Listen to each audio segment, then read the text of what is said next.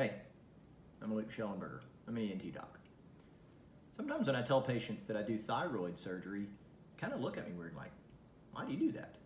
Well, think of ENT doctors as doctors who work above the shoulder blades, the clavicles, that don't mess with the brain, the spine, or the eyes. Pretty much everything else we can do, and that includes thyroid problems. What people don't recognize is that thyroid issues are actually really common. The vast majority can be handled by an endocrinologist, but there are some times that we do have to think about surgeries for nodules. More and more research has been done on nodules where they can get characterized and they can kind of be separated into ones that we pretty much can leave alone and ones that we need to mess with.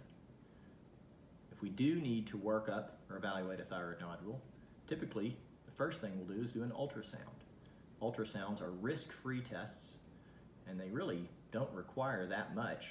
They don't require an IV or any medications. It's just kind of rubbing this thing across your neck, just like a pregnant woman would get an ultrasound of her belly when the baby's in there.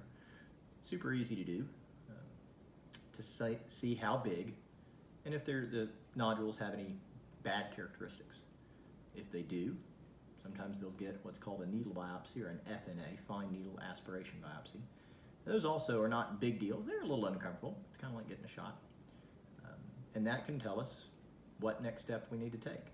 Sometimes an FNA will show us that we need to go ahead and take the thyroid out because there's concerns for cancer. Sometimes the FNA said for sure you can leave it alone. Sometimes an FNA can't tell and we have to remove the nodule because we really won't know with an FNA. But in the end, the good news about thyroid issues or thyroid problems is that even thyroid cancers are usually not a big deal.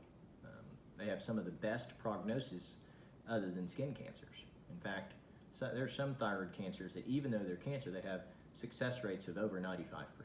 So it's not something that you don't do something about. You gotta treat it appropriately, but at the same time, it shouldn't be something that we need to be extremely scared of.